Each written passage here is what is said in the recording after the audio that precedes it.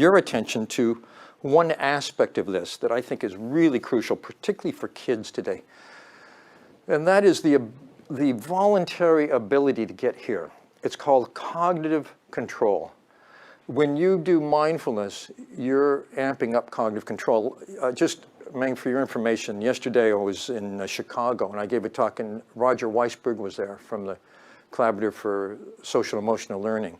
And he said he really sees this as a next step, the integration of basically attentional training with emotional intelligence.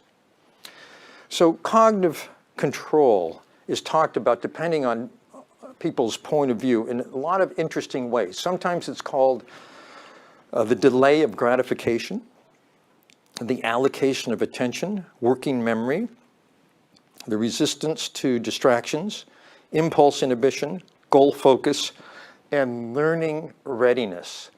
The level of cognitive control in a young child determines how well he or she can pay attention to what the teacher is saying, to the textbook, to the lesson. It's absolutely essential for comprehension. And there's a bell curve for this. One of the first tests of cognitive control, actually the most famous, was done very near here at Stanford in the Bing preschool there, which is on campus. And they brought 4-year-olds in, sat them down at a little table, put a big juicy marshmallow on the table, and the experimenter says, you can have this marshmallow now if you want, but if you don't eat it till I run an errand and come back, you can have 2 then. And then she leaves the room. This is a predicament that tries the soul of any 4-year-old. I promise you. I've seen videos, some go and lick it and then jump back, like it's a dangerous thing. Some just sing and dance, sing to themselves to distract themselves. About a third can't stand it. They just gobble it down on the spot. Another third wait the endless 10 minutes or whatever, and they get the 2. The payoff finding comes 14 years later when they're tracked down and the 2 groups are compared, the ones who grabbed and the ones who waited. And it turns out the ones who waited still can delay gratification in pursuit of their goals, which is what that's a test of. But more interestingly, they have a 210-point advantage out of 1,600 points on the SAT. Now, the SAT is an achievement test. It's a test of what you have learned. It's not an IQ test.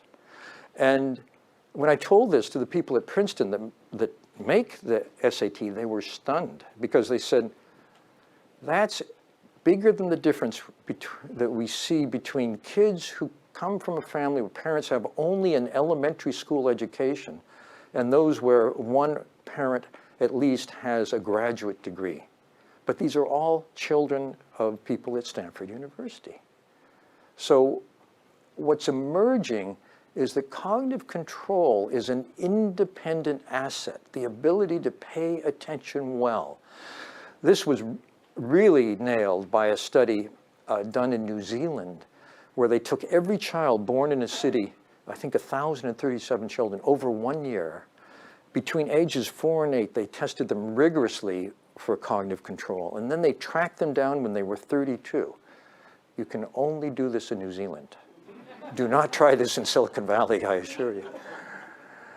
And what they found was that a child's cognitive control between 4 and 8 predicted that child's financial success and health in their mid-30s better than IQ or the social economic status of the family they grew up in.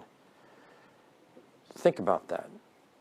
It's very, very compelling, and it's made me feel that and many other findings that we should be paying more attention to this aspect of attention for children. It should be part of education. Because in the study in New Zealand, they found that children who between 4 and 8 managed to boost their cognitive control had the same benefits. And one of the conclusions was that, yes, we should teach this to kids, and in fact, if we taught it to all kids, it would help the productivity of the economy. People would be much more effective in their work. So there